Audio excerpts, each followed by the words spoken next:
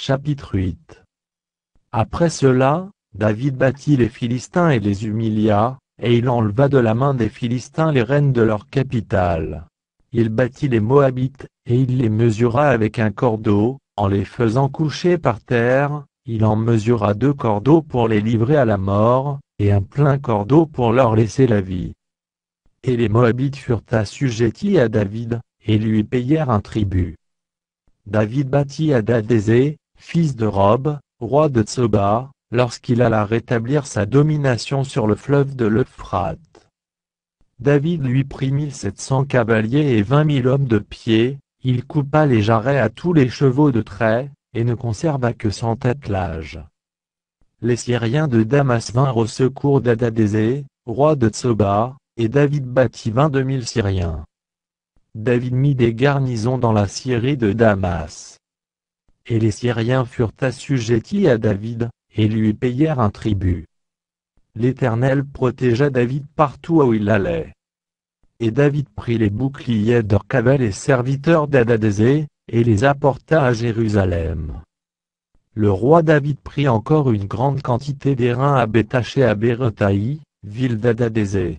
Théachoïtréma, roi de Hamath, apprit que David avait battu toute l'armée d'Hadadézer. Et il envoya Joram, son fils, vers le roi David, pour le saluer, et pour le féliciter d'avoir attaqué Hadadézer et de l'avoir battu. Car Théachoïtréma était en guerre avec Hadadézer. Joram apporta des vases d'argent, des vases d'or, et des vases d'airain.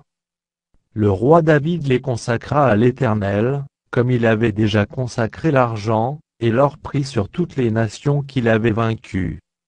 Sur la Syrie, sur Moab, sur les fils d'Ammon, sur les Philistins, sur Amalek, et sur le butin d'Hadadézer, fils de Rob, roi de Tsoba.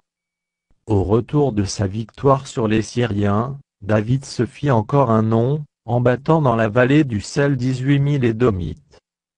Il mit des garnisons dans Édom, il mit des garnisons dans tout Édom. Et tout Édom fut assujetti à David.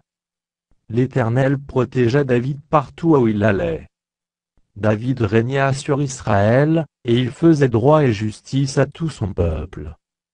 Joab, fils de Tseruja, commandait l'armée, Josaphat, fils d'Achilu, était archiviste.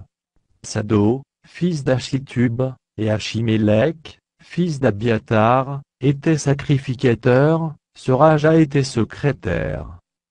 Benaja, fils de Jojada, était chef des Kérétiens et des Pélétiens, et les fils de David étaient ministres d'État.